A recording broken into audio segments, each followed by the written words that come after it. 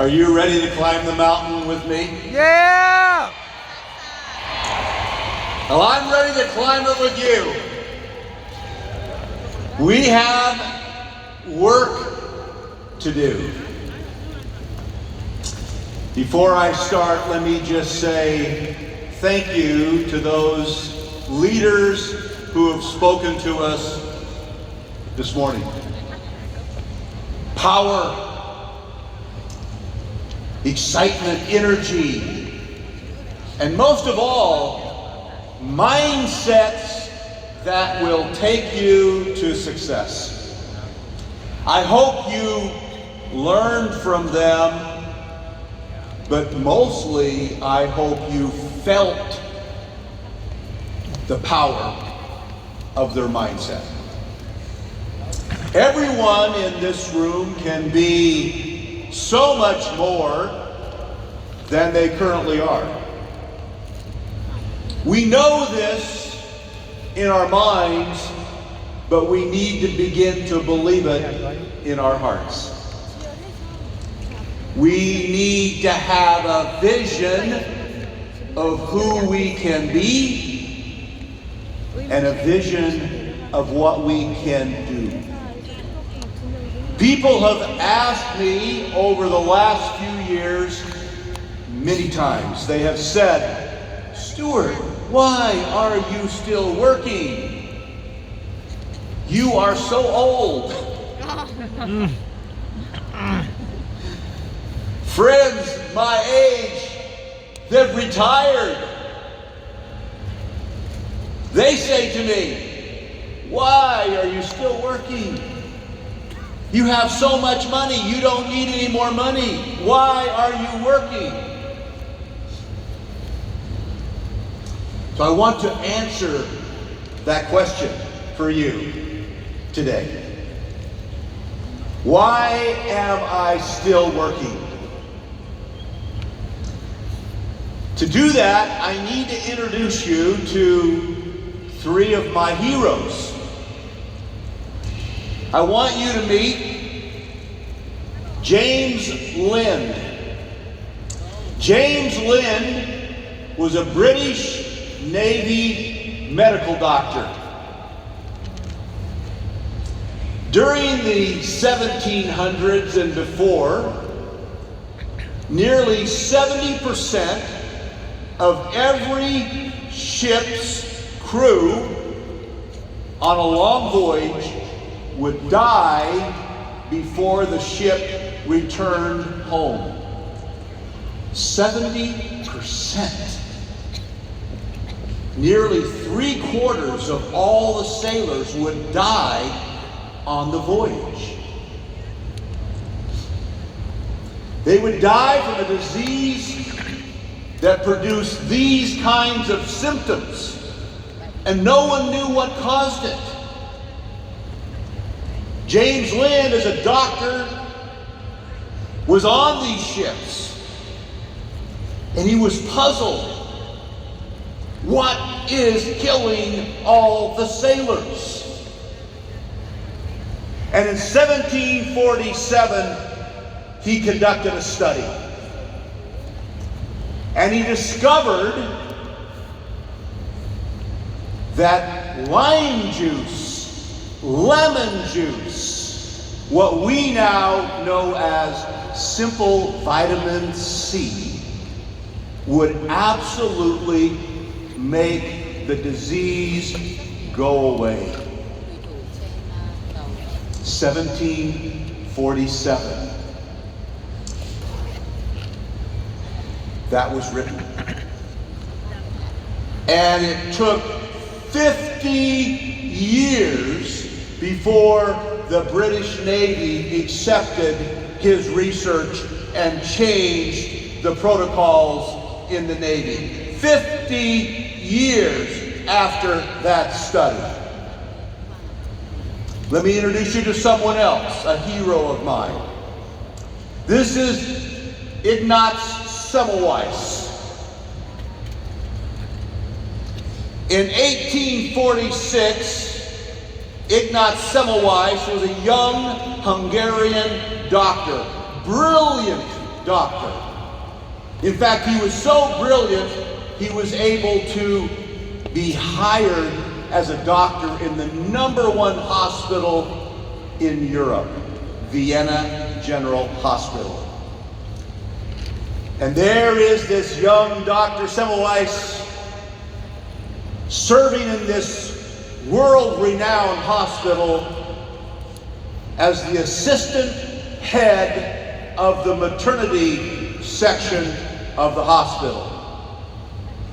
He was responsible for all of the birthing that came into the hospital, all of the pregnant mothers who came to have their babies delivered in that world-class hospital.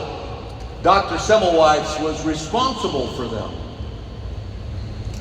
And he noticed something that was strikingly tragic. In the hospital, there were 2 sections of the maternity part of the hospital. One section was run by midwives, women who had been trained to help other women give birth. The other section was run by the world-class medical doctors of Vienna General Hospital. And what Dr. Semmelweis was confused about was that the doctor section with these world-class doctors had 500% more death in their section than the midwives had in their section. 5 times more women would die under the care of the doctors than the ones under the care of the untrained midwives. He was puzzled. How could this be? How could this be? He looked at everything he could study, only pointed to one thing. There must be something on the hands of the doctors that wasn't on the hands of the midwives. And so he had all the doctors start washing their hands before they would serve these delivering patients. And immediately the numbers of the dying dropped down all the way to be equal to that midwife section. Overnight they dropped. But the doctors were angry about this. The doctors were upset. You think something on our hands is killing these women? That made them angry. It made them so angry that they rose up in a rebellion against Dr. Semmelweis and they got him fired. He went back to Budapest, went to work in another hospital. Same problem. He gave the same solution. The doctors also got him fired from that hospital. Eventually, the young Dr. Semmelweis died a violent death, having been committed to an insane asylum because he had become so distraught that no one believed him. And thousands of young mothers were dying because no one believed him. It was many years later that Louis Pasteur developed and proved germ theory. My final hero. This beautiful young lady was born in 1689. Her name is Lady Mary Montagu. She was born into a wealthy family. Her father was a duke. She had everything. She had the best education. She lived in a literal mansion. She had the roam of the place. She could do what she wanted to do. She grew up smart and beautiful and full of personality. She became literally the belle of London society. In fact, in Thailand, we would call her the ultimate haiso.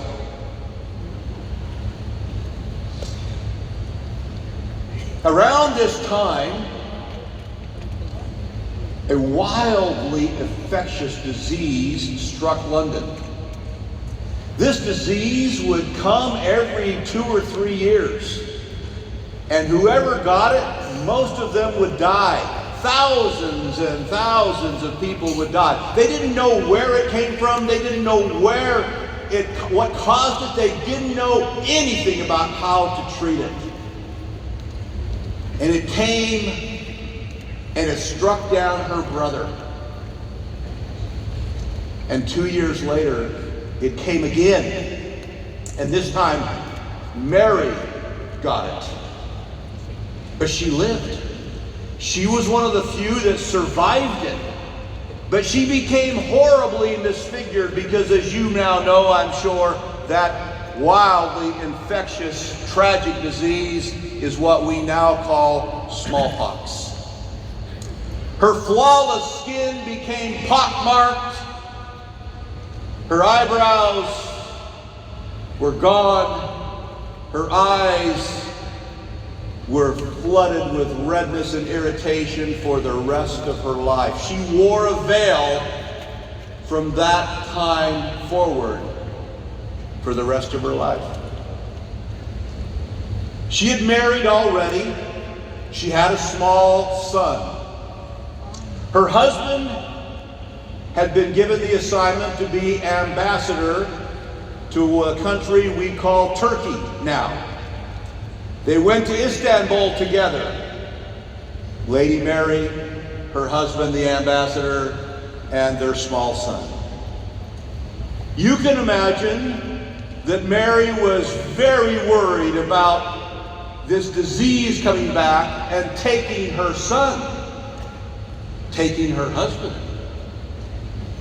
And so she became very interested to find that in the country that she was now living, there was no sign of anyone suffering from this disease. All the women, all the men had beautiful skin. She was wondering, how does this happen?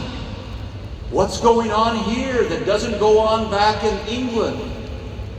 And so she wrote a letter after discovering, and in this letter she tells her friends about this unusual practice that's being done in Turkey. Inoculation. The concept was crazy. I think this may have been the first TikTok, the first social media post. And as she explained it, she found letters coming back to her from her friends in the UK saying, "You're crazy. That's stupid. No one's going to do that." But soon the smallpox came again. And she, in her fear of losing her son and her husband, went to get the inoculation done. But her husband refused because he didn't believe her either. But she secretly found one of the old ladies in Istanbul to do this treatment on her son. And he lived through the pandemic no problem. In 1721, she goes back to the UK. She's now got a daughter, an infant daughter. Smallpox sweeps through London again. She goes and finds a country doctor, and she walks him through the procedure for her daughter. And her daughter survives.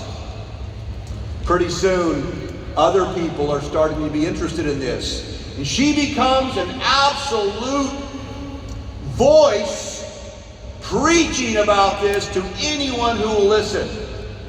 But it is 70 years before the British public health accept her advice.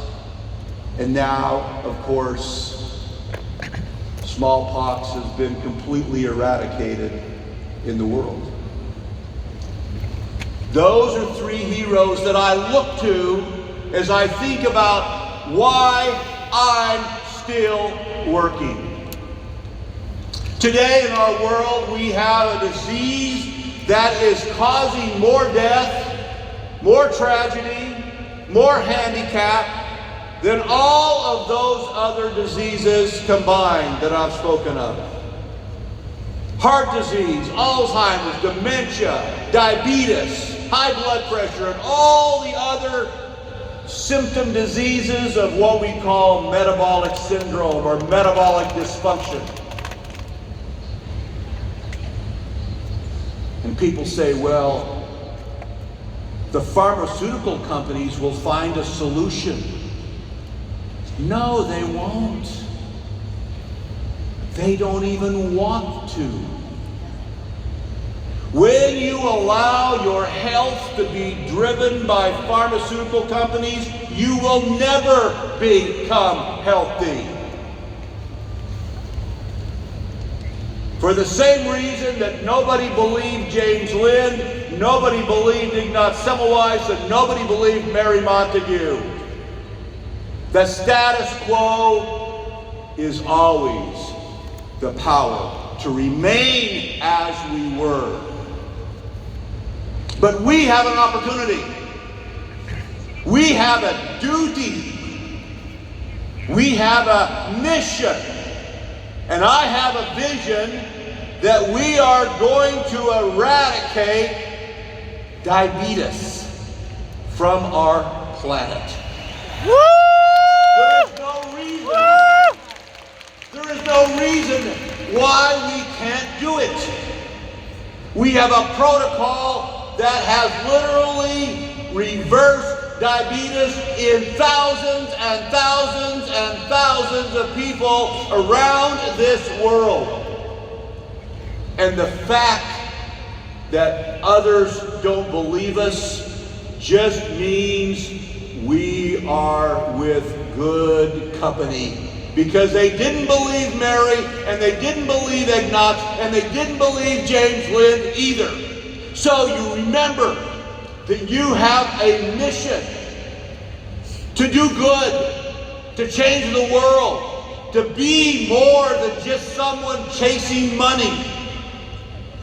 You want to be someone who actually makes a difference in this world. That's why I'm still doing this.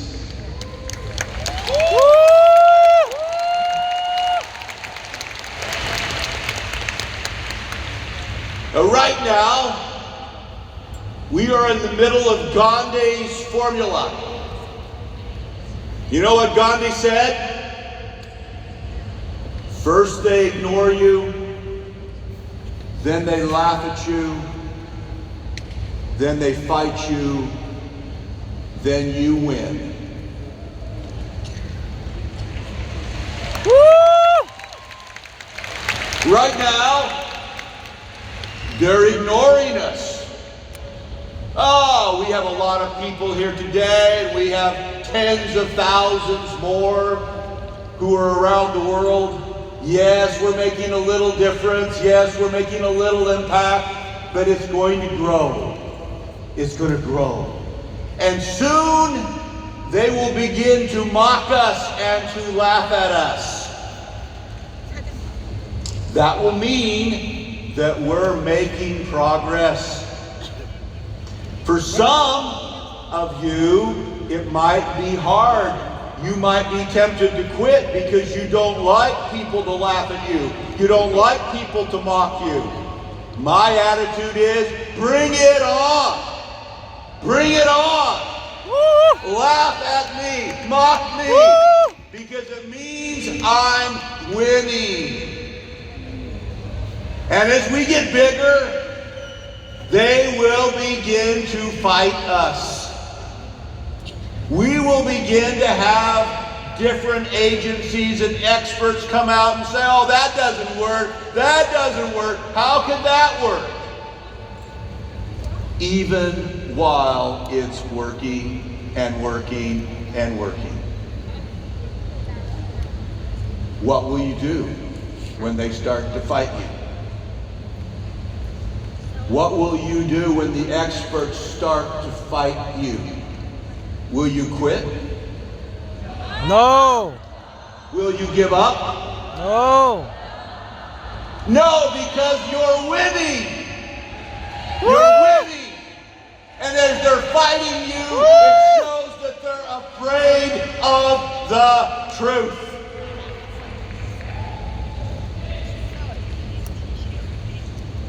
Now we have to redouble our efforts. We have to get very, very intense about this.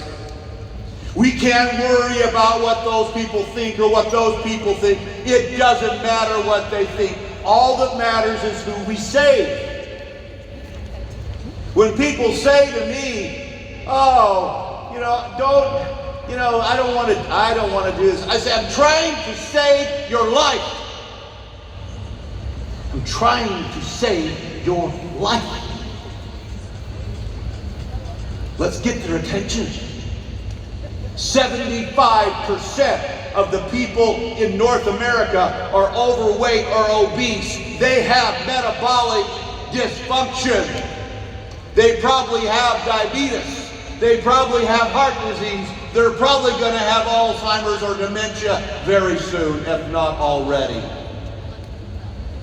We're trying to save your life. People in Japan are tracking North America's numbers. People in Korea are tracking North America's numbers. Europe is even with North America's numbers. The Middle East is actually ahead of North America's numbers. What will you do? What will you do? That's the question. Will you be weak? Will you be shy? Will you be someone that says, oh, I don't want to be rocking the boat. I don't want to have anybody think that I'm doing anything crazy? Or will you be strong? I'm trying to save your life.